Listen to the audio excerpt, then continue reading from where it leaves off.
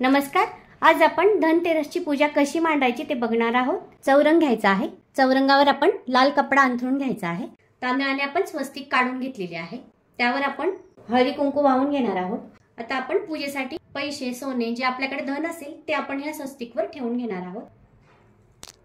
ताटा शेजारी आपण नवीन झाडू मोठा किंवा छोटा कोणताही चालेल, पूजा करायला छोटा झाडू आहे। झाडूला ओढणीने किंवा वस्त्राने सजवून घ्यायचा आहे। कुंकू हळद लावून घ्यायचा आहे। धनतेरसच्या दिवशी फक्त धनाची पूजा न करता धन्वंतरी देवांची पूजा करायची असते। धन्वंतरी देव हे आरोग्याची देवता आहेत, म्हणून त्यांची आज पूजा केली जाते। डॉक्टरांकडे धन्वंतरी देवतांची मूर्ती असते, ती मूर्ती पूजा करतात। आपण इथे विड्याच्या पानावर अक्षर ठेवून घ्यायचे आहे।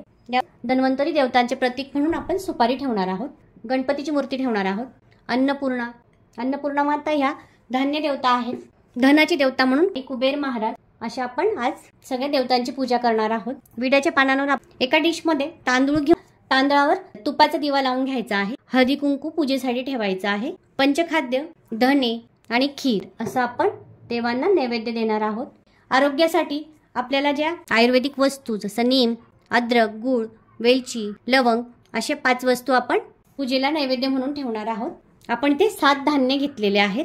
विड्याच्या पानावर आपण तांदळावर घंटीची पण पूजा करून घेणार आहोत। गोड भात, तुमच्याकडे जे गोड पदार्थ अवेलेबल असतील ते तुम्ही ठेवू शकतात, पण आजच्या दिवशी गव्हाची खीर किंवा गोड भात केला जातो। इथे मी गोड भात घेतलेला आहे।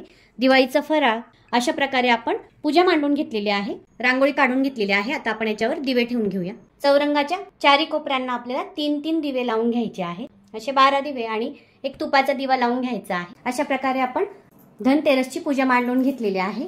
रात्री झोपण्याआधी यम दीपदान करायचं आहे। अशा प्रकारे आपली धनतेरसची पूजा आपण मांडून घेतलेली आहे।